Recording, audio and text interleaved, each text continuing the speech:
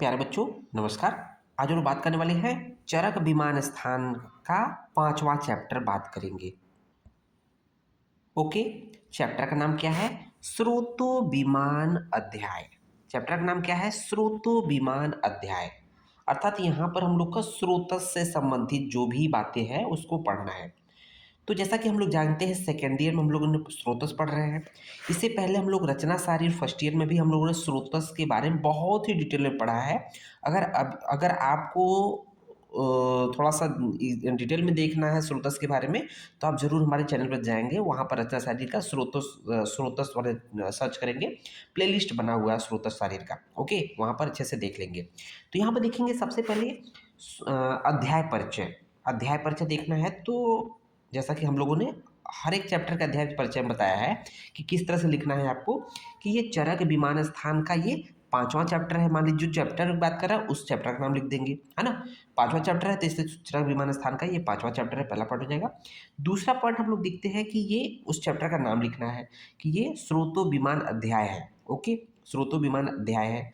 अब जब स्रोतो विमान अध्याय है तो यहाँ पर क्या वर्णन है? स्रोतस अर्थात जो माइक्रो चैनल्स, स्रोतस क्या होते हैं? माइक्रो चैनल्स होते हैं। स्रोतस के बारे में, हालांकि स्रोतस की परिभाषा, स्रोतस या जो भी चीज़ें हैं, कॉन्सेप्ट ऑफ स्रोतस ऑलरेडी हम लोगों ने फर्स्ट पार्ट में रचना शारीर में बात किया था। ओके, तो स्रोतस अर्थात माइक्रो चैनल जो भी है का वर्णन विस्तृत में किया गया है यहाँ पर, है ना। यहाँ पर देखेंगे कि क्या क्या इस चैप्टर में पढ़ना है। तो स्रोतस परिभाषा दिया गया है, स्रोतस के भेद या प्रकार का वर्णन किया गया है, स्रोतोदुष्टि के लक्षण दिया गया है, स्रोतोदुष्टि के टाइप्स दिया गया है, स्रोतस के पर्याय दिया गया है, स्रोतोदुष्टि के कारण या हेतु की बात किया गया है, स्रोतस का स्वरूप कैसा होता है उसके बारे में बात किया गया, और स्रोतोदुष्टि की चिकित्सा भी यहाँ पर बताई गई है। तो ये तो हो गया आपका अध्याय परिचय। अब हम लोग बात कर लेते हैं इसका सेकेंड पॉइंट जो है सिद्धांत विवरण की। सिद्धांत विवरण देख रहे होंगे यहाँ पर।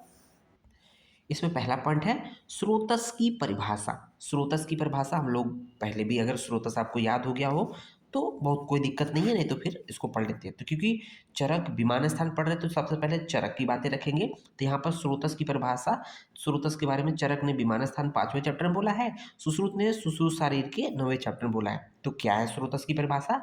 स्रोतांसी खलु परिणामम आपद्यमाना नाम धातु नाम अभिवाहिनी भवंत अर्थेन।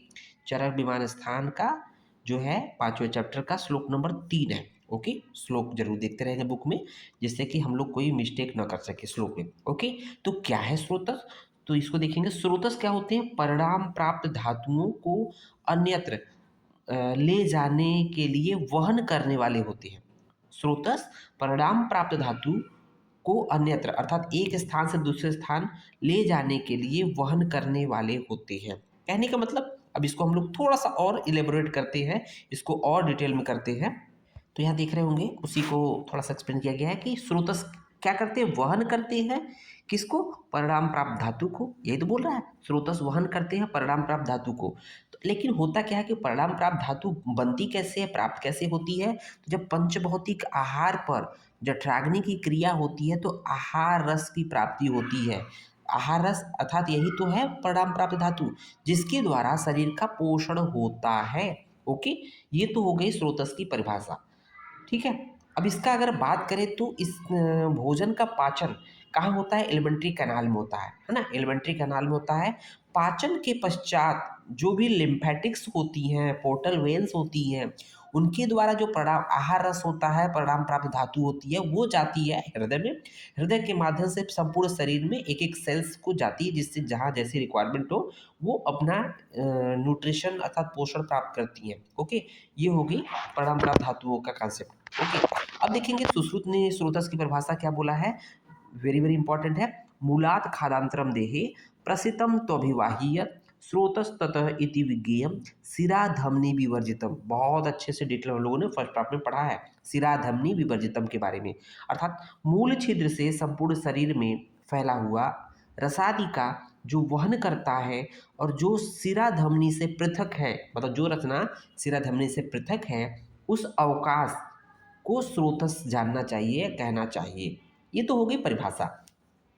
अब देखेंगे सेकेंड पॉइंट है, ठीक है, सिद्धांत विवरण में स्रोतस के भेद या प्रकार, टाइप्स ऑफ स्रोतस की बात किया है। ठीक है, तो स्रोतस के प्रकार पहले भी पढ़ चुके हैं, इसमें बहुत ज़्यादा टेंशन लेने की जरूरत नहीं है। चरक ने स्रोतस की संख्या के बारे में बात किया है इसी चैप्टर में। तो यहाँ देखेंगे प्राण, उदक, अन्न, रस, रुधिर, मांस, मेदो, अस्थि, मज्ज, शुक्र, मूत्र, पुरी, स्वेदनीति, है ना। चरक बीमार स्थान 5वें चैप्टर का, इस चैप्टर का श्लोक नंबर 6 देखेंगे। ओके, तो यहाँ पर टोटल 13 स्रोतों की बात की है, ये 13 स्रोतस की बात की है यहाँ पर। ठीक है ना, चरक ने। और एक स्रोतस शारीर स्थान में किया है। ठीक है ना, तो आर्तव स्रोतस है, अर्थात 13 प्लस एक देखा जाए तो 14 स्रोतस हो जाते हैं चरक के। ठीक है, तो यहाँ पर देखेंगे कि पहला है प्राणव स्रोतस, दूसरा है उदकव स्रोतस, तीसरा है अन्नव स्रोतस, चौथा है रसव, पांचवा रक्तव, छठवां है मांसव, सातवां है मेदव, आठवां है अस्थिव, नौवां है मज्जाव, दसवां है शुक्रव, ग्यारहवां है मूत्रव, बारहवां है पुरुषव और 32वां है स्वेदव। ठीक है, अब बात आती है कि इसको याद कैसे किया जाए, तो ट्रिक बताते हैं स्रोतस को। ट्रिक है ना, स्रोतस को इजीली कैसे याद करते हैं, तो देखेंगे एक ट्रिक है, पाउ अरर मामे अमसु मुपुस। कैसे याद करेंगे, पाउ अरर मामे अमसु मुपुस।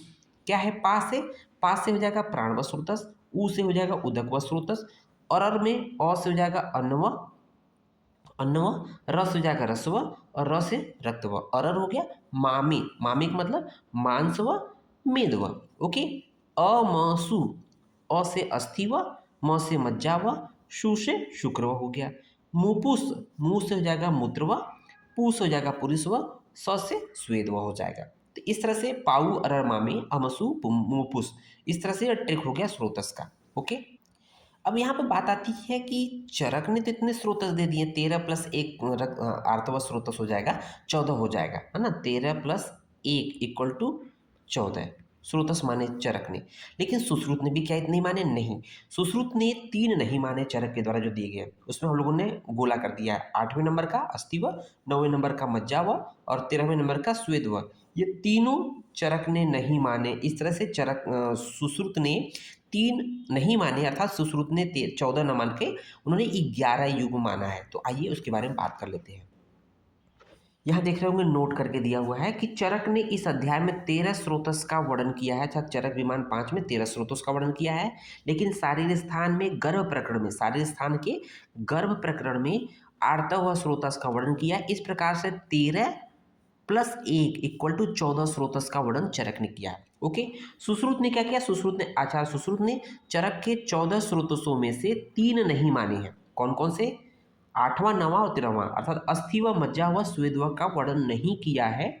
इसका क्यों नहीं किया है तो आप जरूर हमारे वीडियो में जाके देख लेंगे, फर्स्ट आप में वहाँ डिटेल में हम लोगों ने एक्सप्लेन किया है। ओके, अर्थात चरक ने, सुश्रुत ने 11 माने हैं, क्योंकि 3 नहीं माना है, चरक से 3 कम कर देंगे तो 11 minus 3 equal to 14 minus 3 equal to 11 हो जाएगा। अर्थात ये जो 11 हैं, प्रत्येक के 2 मूल होते हैं। इस प्रकार से 11 युग में, अर्थात 11 जोड़े माने हैं स्रोतस के, सुश्रुत ने। इस तरह से हम लोग का ये पार्ट कंप्लीट होता है। अभी बाकी 2 नेक्स्ट पॉइंट है इस चैप्टर का, अगले वीडियो में इसको बताएंगे। धन्यवाद, जय हिंद, जय भारत।